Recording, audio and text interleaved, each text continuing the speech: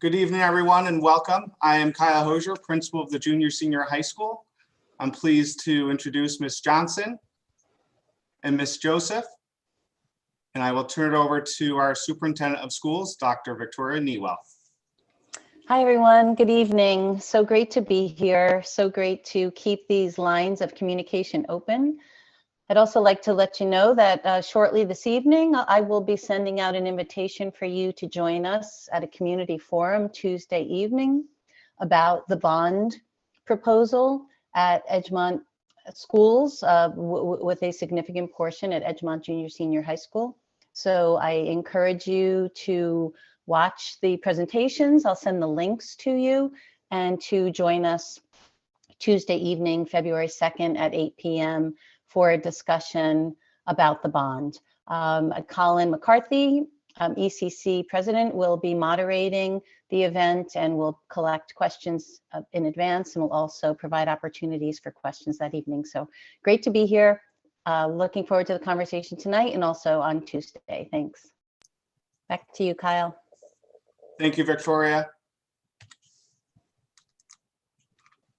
Our agenda for this evening, it's hard to believe, but we are halfway through the academic year. So we want to talk a little bit about hybrid instruction, some of the successes we've had and some of the challenges.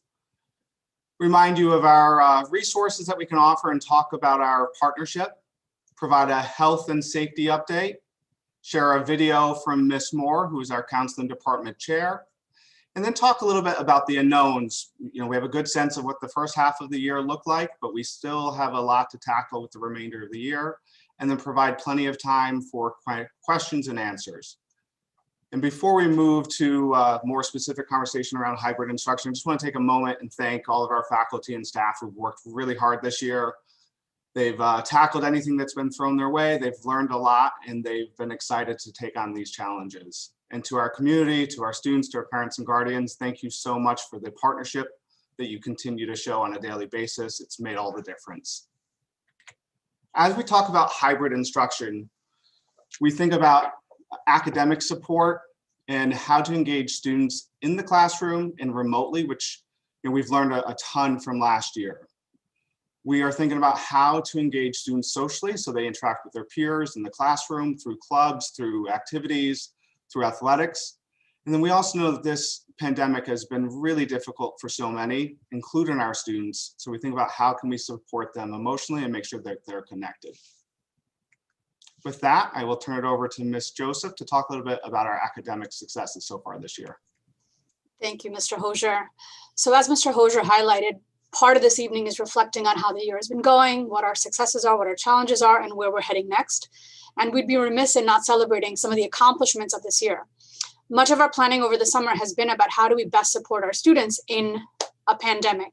Our hybrid plan really addressed that, and we want to talk about some of the ways that our students have seen academic success. Our hybrid plan, we believe that students are able to attend campus every single day. That physical interaction with their teachers and their peers has been beneficial for academic success and also social emotional well-being. Teachers have reported that class attendance has increased. When you look at a combination of in-person and remote, more of our kids are attending classes more often and are engaged. With the flexibility of the hybrid plan, we've afforded options for students to attend extra help remotely or in person in the morning or the afternoon, looking at what family schedules require. Although students are divided into two different cohorts, AM and PM, technology has assisted greatly in allowing students to collaborate across the cohorts. So a student in school could be collaborating really efficiently and effectively with a student at home. Teachers have been very creative, as Mr. Hosier was saying, and assessments are still part of the instruction, but how do we preserve that instructional time in class? Teachers have been really creative in when they give assessments, how long they are, the time of day. This also reduces stress level on students, again, increasing social emotional well-being.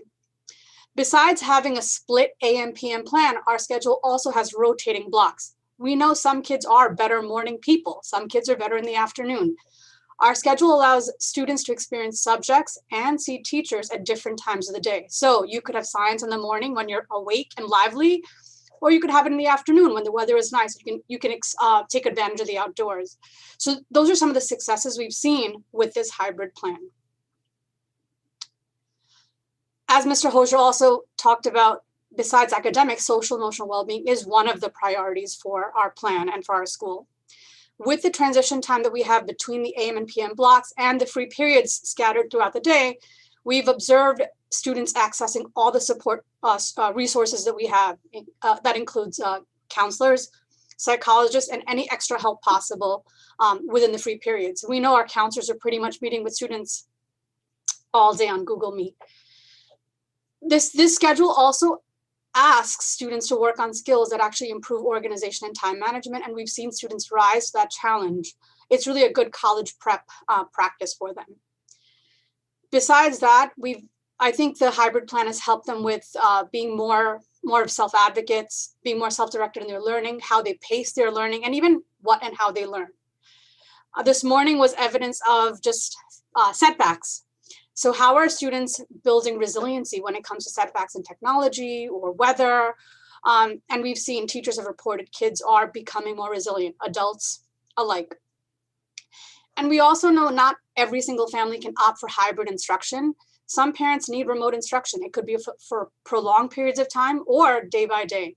We've afforded opportunities for families to make those decisions based on individual and family needs. So if they need to opt for remote instruction, that also is an option for students. And all of these things have contributed to social emotional well-being at EHS. And now I will send it to Ms. Johnson to talk about some of our challenges. Thank you, Ms. Joseph. Good evening, everybody. So as you've heard, we have experienced a lot of success with our hybrid learning program. However, there have been challenges as well. And for not all students, but for many, they've found that learning can be more difficult at home for a variety of reasons. It can be difficult to focus and to pay attention when there are so many distractions at home. Also, students have complained about spending too much time on the screen, and not only in schoolwork, but just the fact that it could give them headaches or other adverse physical effects. And like Ms. Joseph alluded to this morning, we had some technical difficulties. Those do occur, even though we tried to avoid them. This year, we purchased microphones for each classroom to make sure that our students learning at home had the best possibility of participating and hearing, but we have had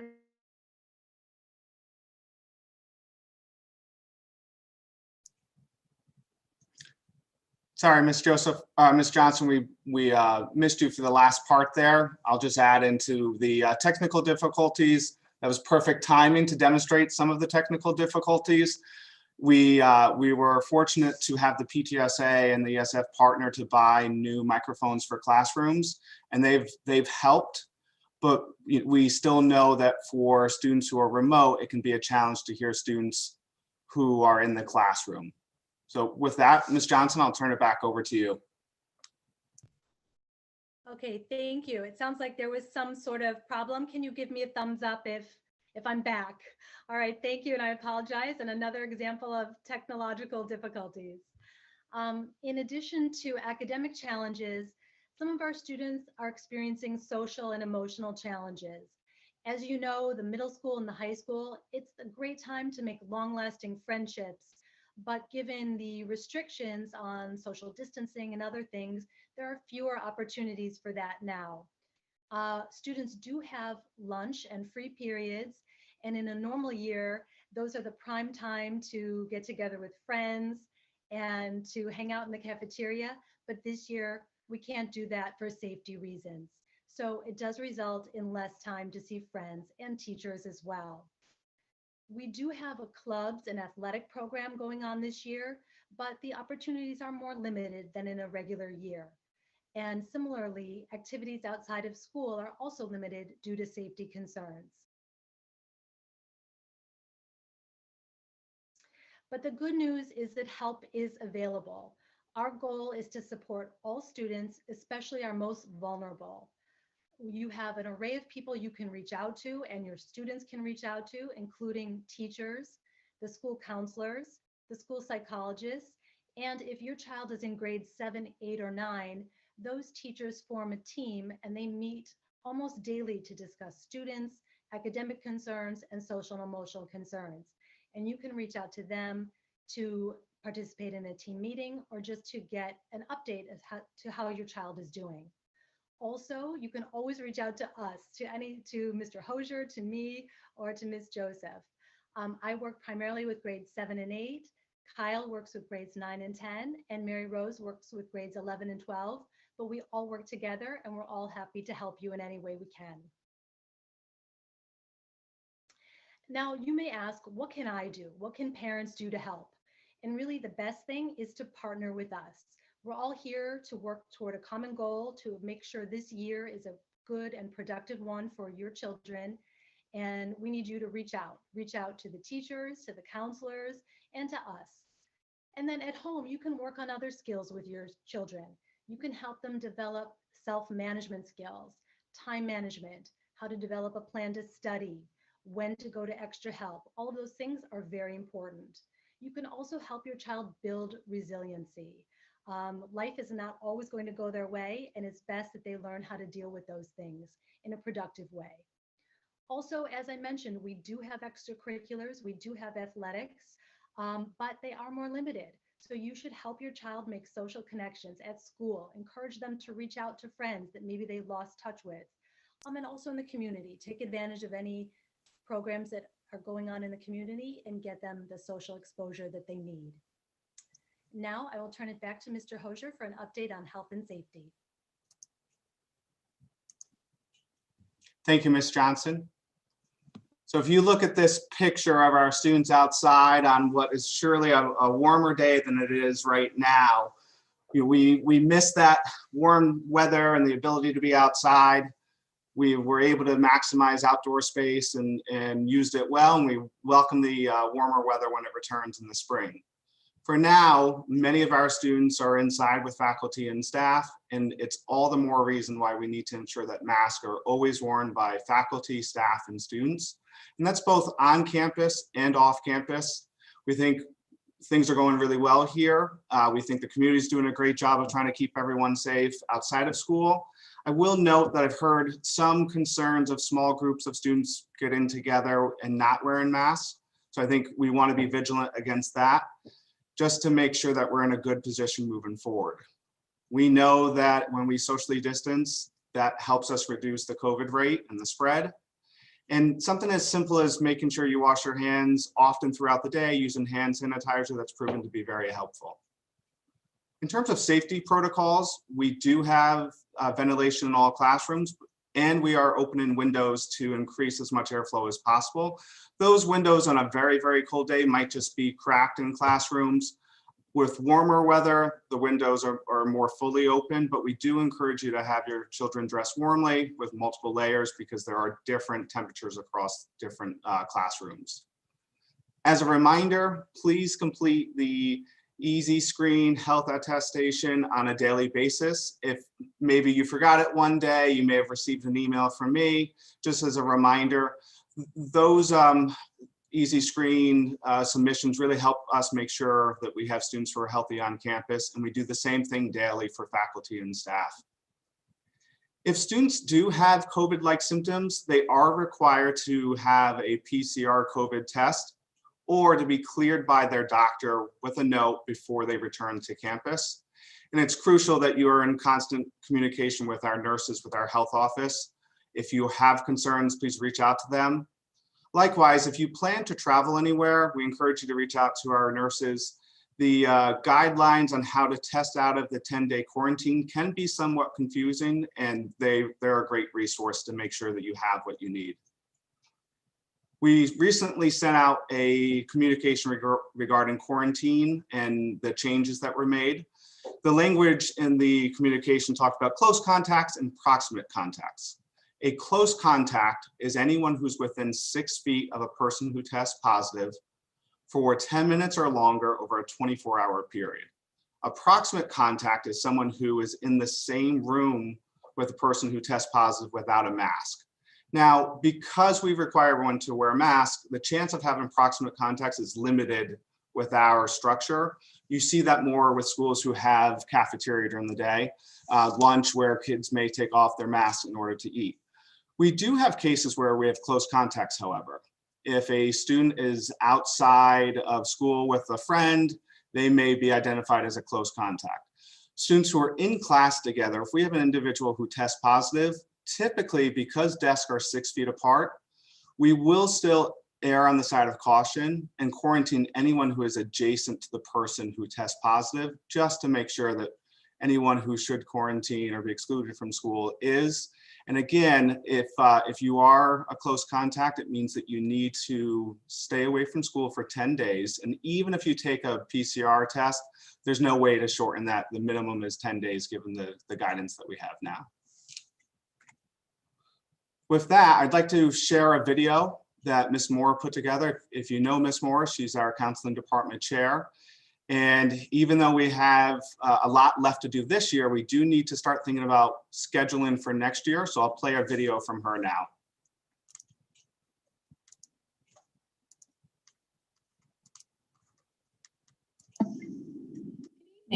For those of you that don't know me, my name is Lauren Moore and I'm chair of the counseling department. It's hard to believe that we're already midway through the school year. We hope that your children have adapted to these unique circumstances. While we don't know exactly what to anticipate for next year, it is that time for us to start the course selection process for the 21-22 school year. We will be sending an email that outlines this process to all students and families, but I thought I would use this opportunity this evening to give a brief overview. To start the process, the counselors will be sending videos to each grade that share the course offerings, requirements, and other details for the upcoming school year. Next, we'll be hosting question and answer sessions through Google Meets during the transition period for students to ask any questions they may have. We recommend all students attend as they might hear questions that they didn't think to ask themselves. Following the February break, we require all students in grades 7 through 11 to make an appointment with their counselor. This is an opportunity for us to discuss individual course selections and also for us to just check in and see how your child is doing. After they meet with their counselor, they can complete the course selection form. This will have their final decisions. Of course, we encourage them to have those discussions with you before submitting the form. We'll then send the course requests through the parent portal for final review and give you an opportunity if your children have any changes to make to do so. We look forward to this process. We love meeting with all of the students. If you have any questions or your children have any questions, please do encourage them to reach out to their counselor. And we also send all of our information through emails, and we have lots of information and resources on our website, on the counseling department website. So we encourage you to use those resources. We hope your children have a great rest of the year, and we look forward to working with them.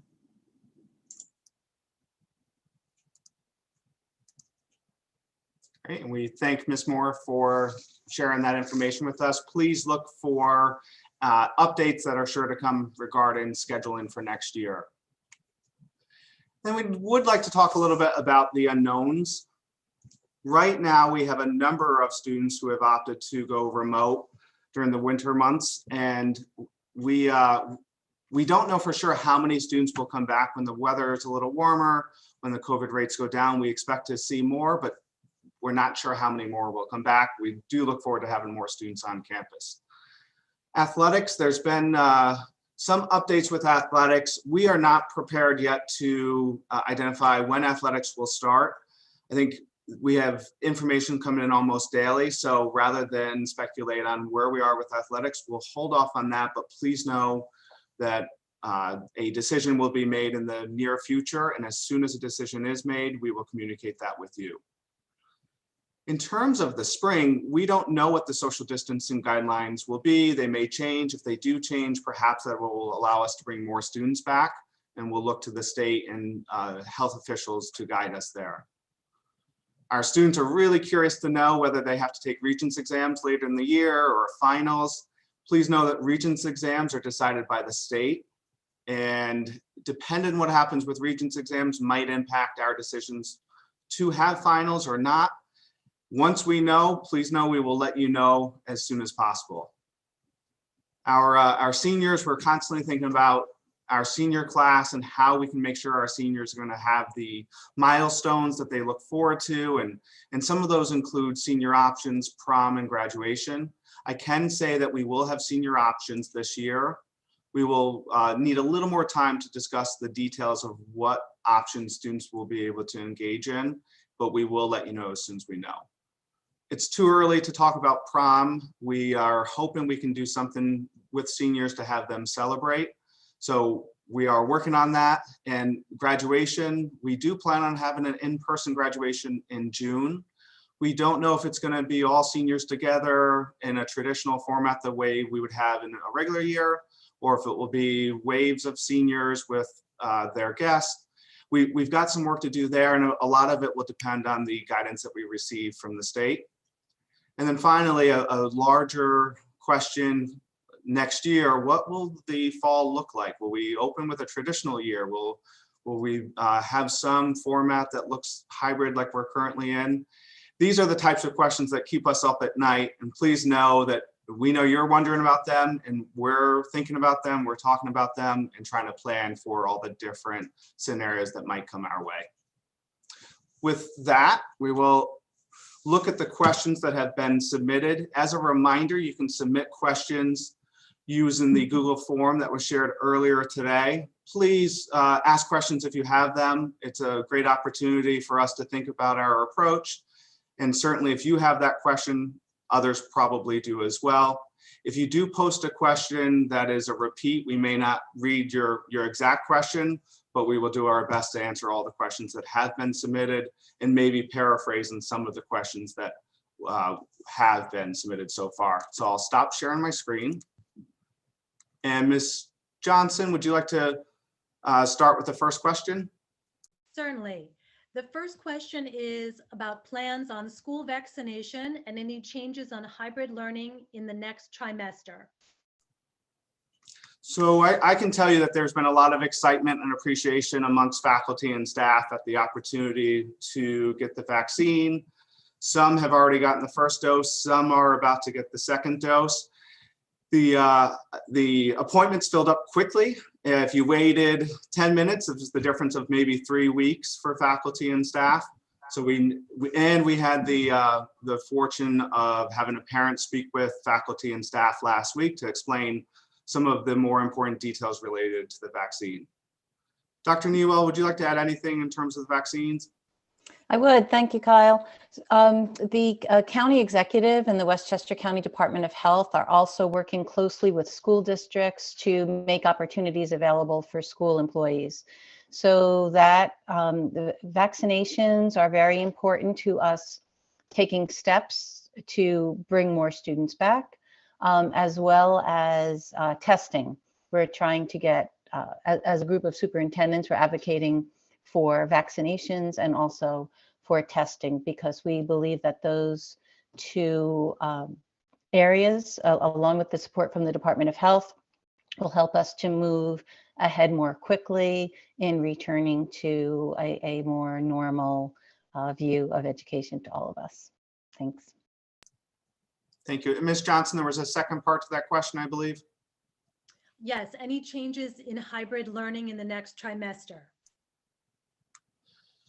So right now, we think we've are maximizing on the space that we have an opportunity to bring students back. With that said, we're going to continue to work with health officials and look at guidance. We want to have as many students back on campus as much as possible, as much as we safely can. So we will continue to look at our approach, reflect on it, and see what we can do to bring students back. And we know part of that is to make sure that we have a learning environment where students are safe. When parents see that and students see that, we know we'll have more students come back.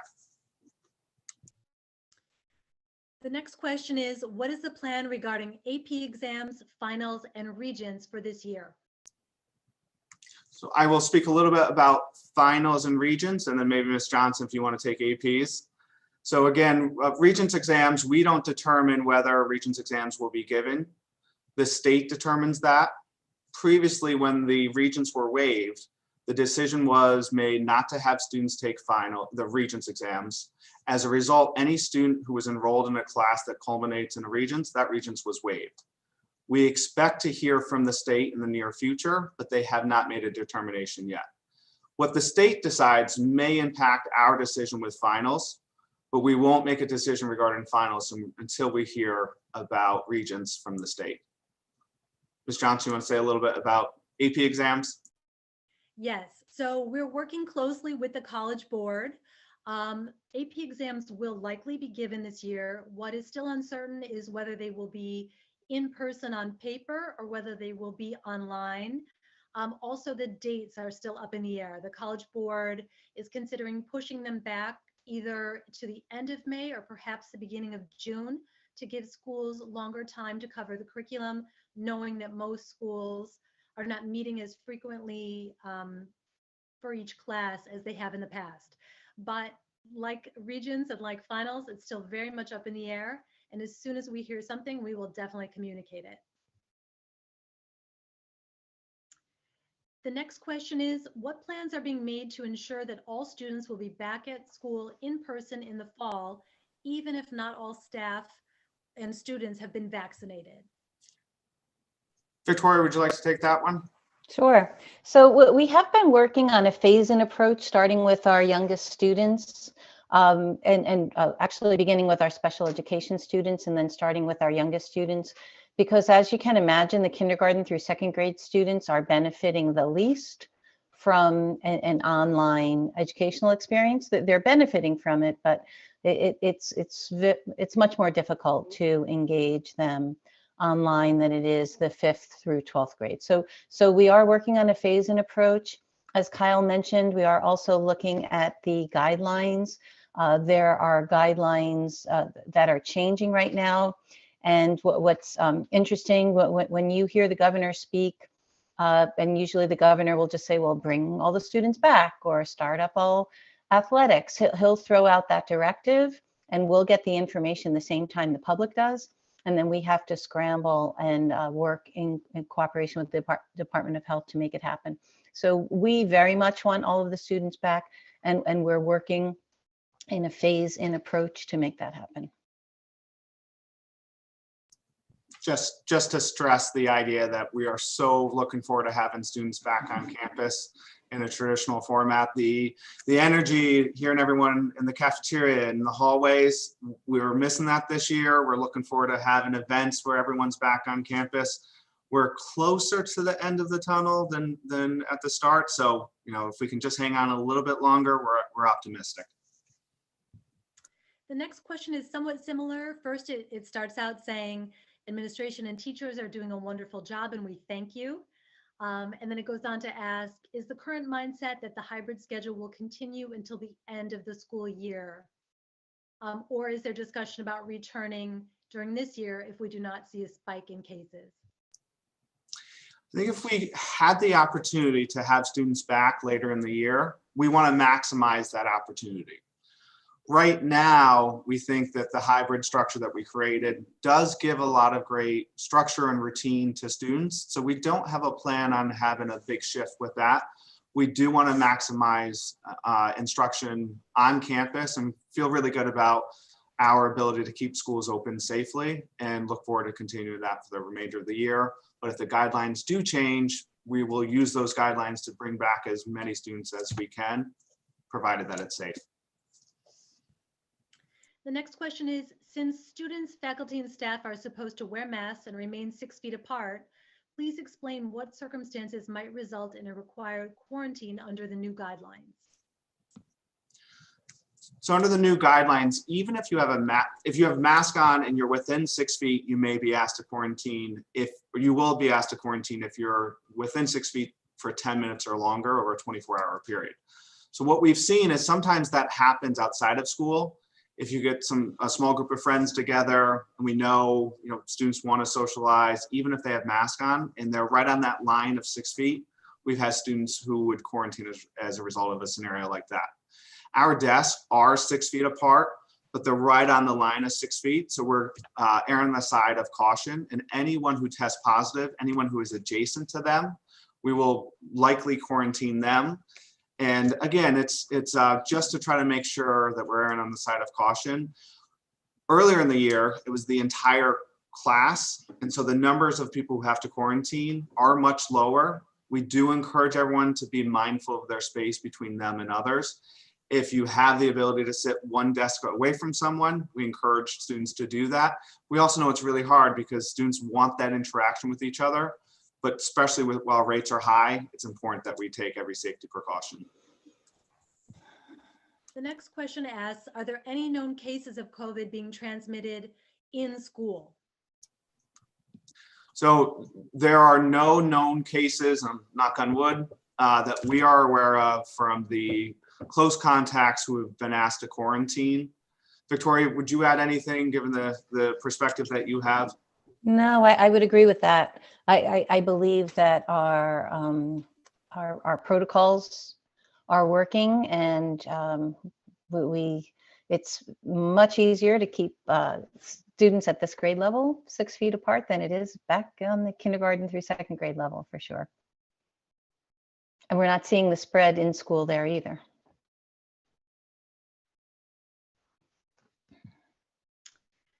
There's a couple questions on senior options. I'm going to combine them.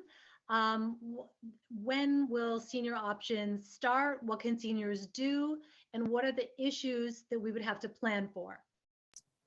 All great questions. So I recently met with one of the senior options advisors. We do plan on having senior options. We expect that the opportunities provided to seniors this year will be greater than what they were last year. In terms of what seniors can do, we need a little more time before we finalize those details, but we are thinking that there'll be opportunities for students to engage in internships, provided their place of internship follows health guidelines, that they socially distance. But it's a little too early for us to say that with certainty at this point. We know that senior options is something that our seniors look forward to, and we want to provide them a great opportunity. In terms of when it would start, it's typically right after AP exams, and we expect to have a similar timeline this year.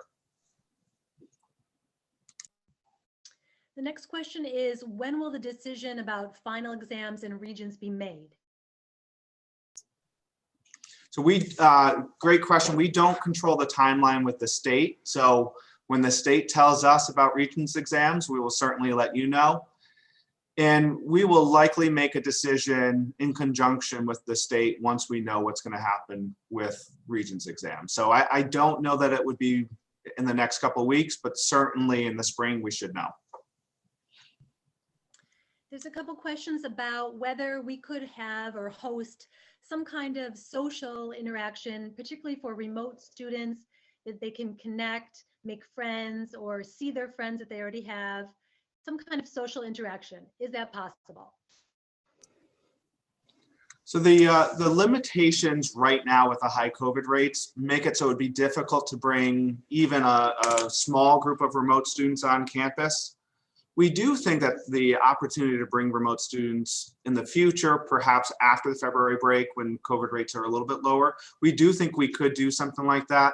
The number that we've prior to the spike in COVID rates, 50 participants was the high, and we were hesitant to bring a large group of students together for an extended period, a social event like this. But I think as rates improve, we will look at opportunities for both students who are on campus and remote students. We know remote students, it's been really difficult for them. They're looking for opportunities to engage with others that they haven't seen in a long time. I think Dr. Newell addressed this, but I think it's important, so I'll repeat this question about any cases transmitted at school. Can the district let?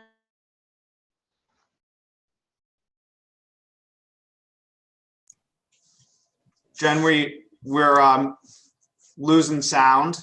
I think we heard the first part, which is around transmission in school. Is there any indication that transmission has happened in school? I can say this. We've had a number of people who have had to quarantine, and in conversations with them, there's not a requirement to test if you are quarantined, But many people do decide to quarantine and then receive a test. And none of those people that we've communicated with, none of them have seen transmission. And I think it's a great sign because we do have a lot of data to look at.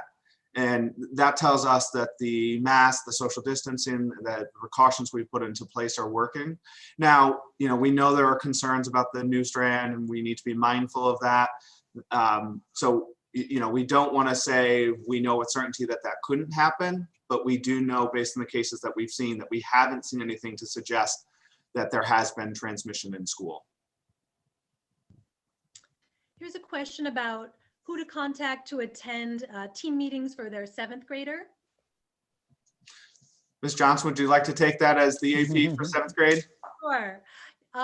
Denise Goodliff, she is a science teacher and she's also the team leader for grade 7. You can contact her at dgoodlift@edgemont.org. You can always contact me as well or your student's counselor, and we can help set up a team meeting for you. The next question, will students with IEPs be allowed to attend school full day at any point? So I will say that we have a small group of students who earlier in the year have been provided the opportunity to come to school full day. And there are unique circumstances that we look at to make that determination.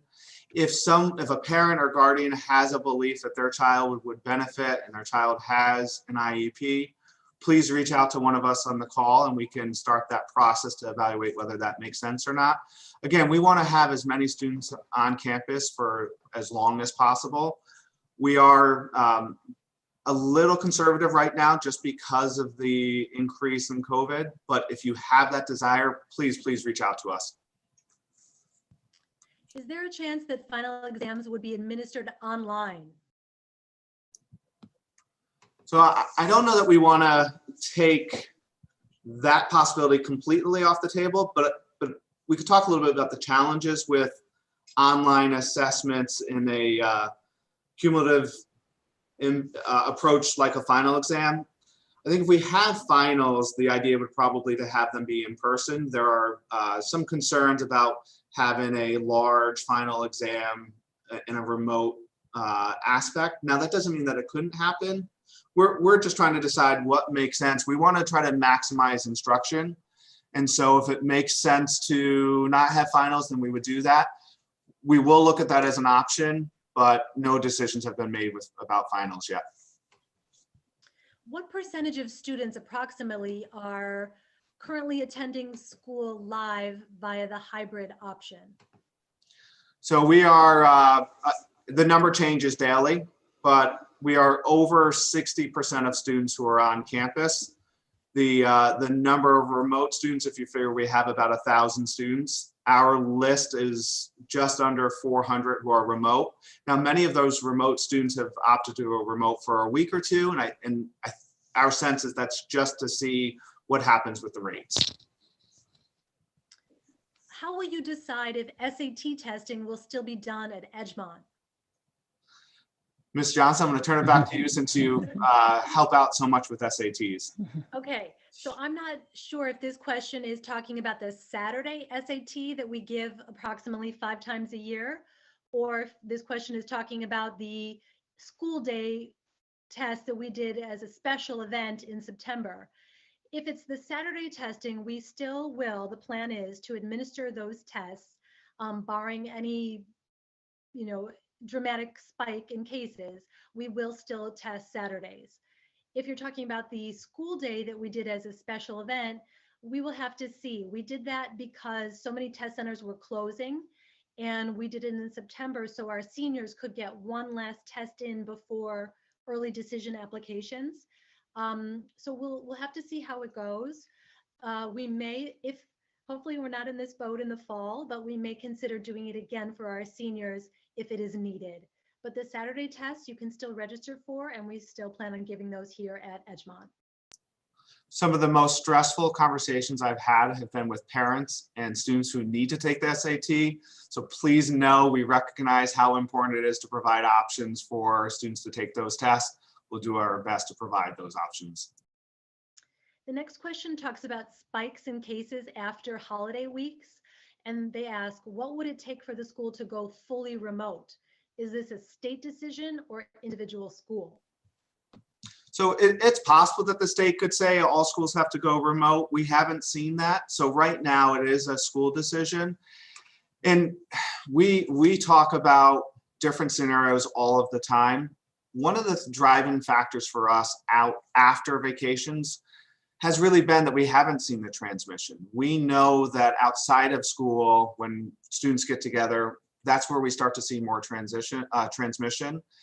We don't see that happen in schools. So our thought right now is to continue to keep schools open, that when schools are open, we also then want to provide the opportunity for students who want to go remote and be as flexible as possible. So if you don't feel comfortable, if you did travel, you can stay home, and we don't ask any questions of why you make that decision. We encourage families to do what's best for their family.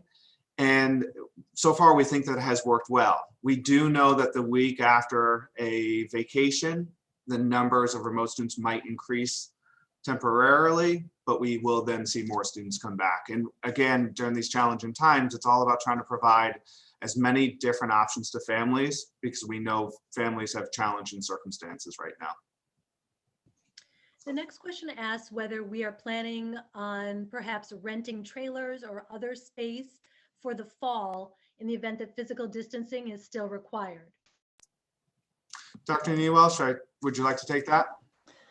Sure. Well, we've actually rented storage space, and we have some pods on the Greenville campus, for example. So we're doing more to clear out classrooms, to make space, to be more minimalist in terms of the furniture in the classrooms. So at this point, we don't see a need to rent classroom space. That's, as you can imagine, way more expensive than storage space, but we are trying to maximize all our space. And as I said before, what we expect to see the guidelines shifting as we get to the spring. Again, we will do whatever we have to get students back within those guidelines.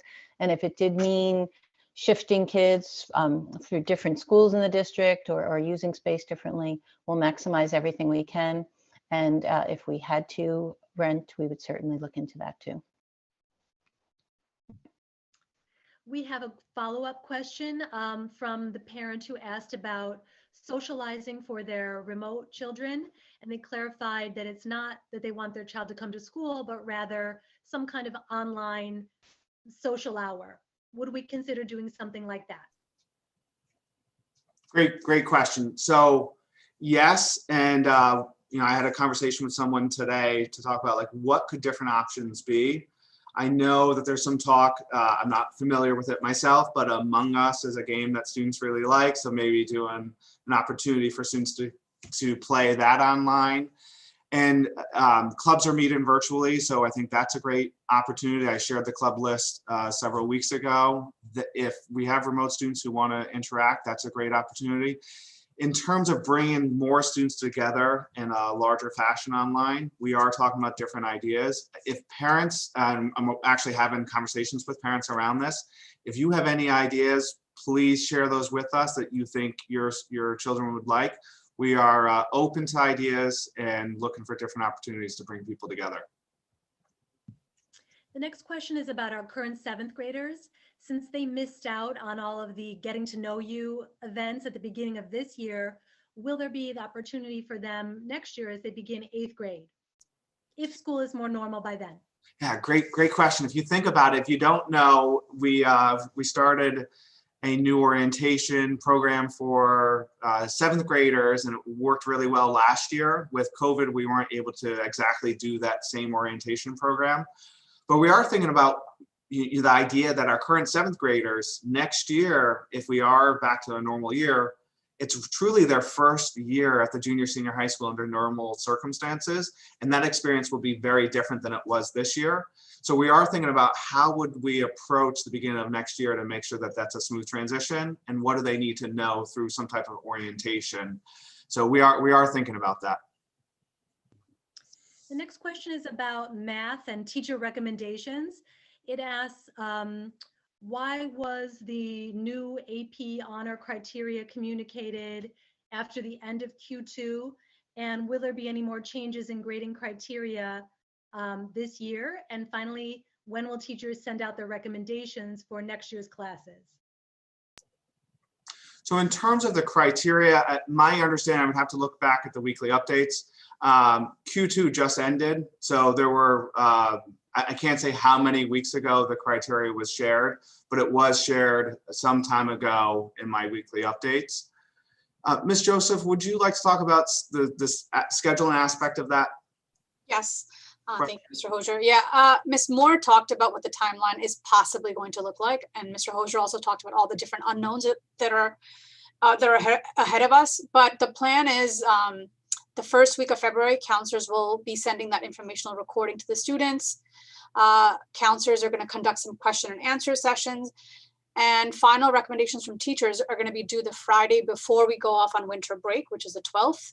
And then the 22nd is the day we return, and that's when counselors begin the meetings with the students about those recommendations and possible course requests. So the process begins next week, and we should continue the recommendation conversation well into February.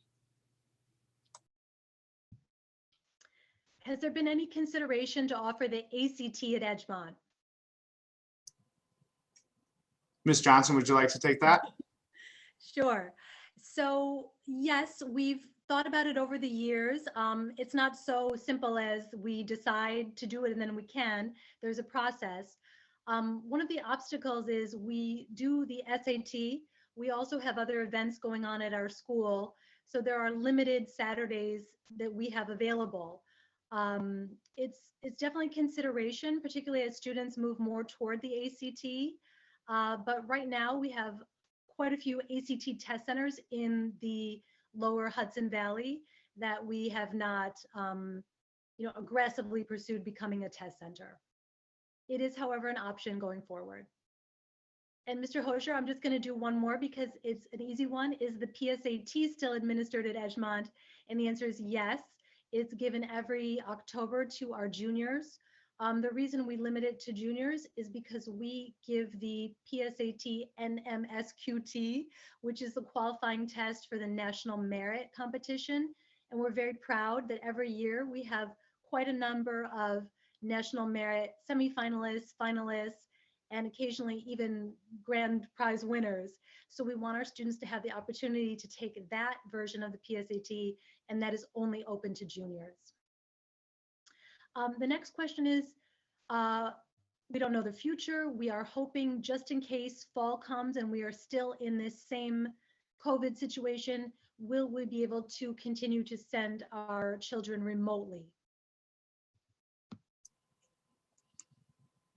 I think we are conscious of the fact that some families have different reasons for why they want their students to engage in remote instruction. And a lot of those have to deal with health concerns. So we're not in a place yet to say what we will offer in the fall for next year, but we are mindful of the different concerns, and we need to consider those as we put plans together for next year. We really do hope we're in a position to have everyone back and that it's safe to have everyone back. There are two questions about grade calculations. If we do away with finals, how will the grades be calculated? Will it just be even quarters? How will that happen if there are no final exams? The likely approach would be for the 4 quarters to be averaged equally.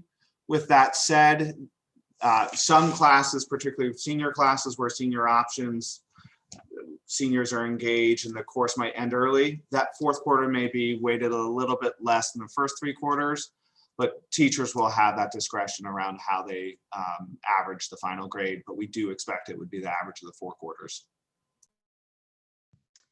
Our final question is, will the guidance counselors still be meeting with juniors this year as they normally do? Ms. Joseph, would you like to take that? Yeah, I was just talking to Ms. Moore about that this afternoon. They're notifying students from grade 7 through 11 to actually make appointments. They really are trying to meet all students, especially during this pandemic. So yes, they will have opportunities to meet with juniors, but all students will have that opportunity as well.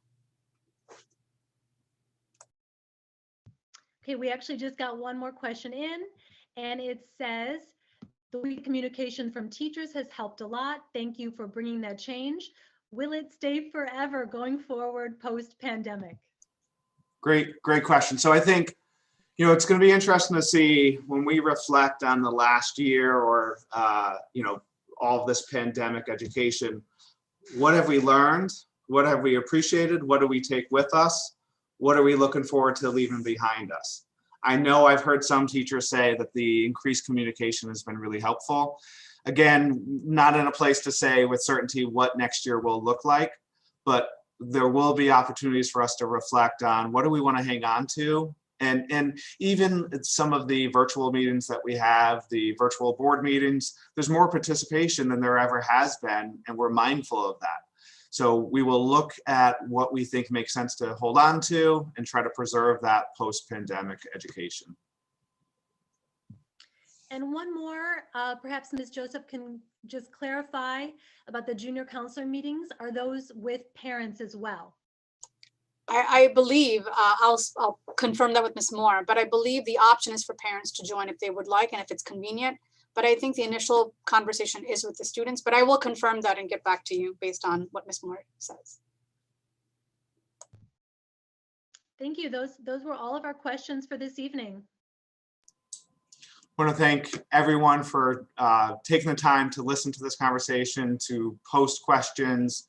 If you think of questions after this meeting, please don't hesitate to reach out to us. Please know for seniors and parents and guardians of seniors, we look forward to providing an opportunity for us all to meet to talk about the remainder of the year.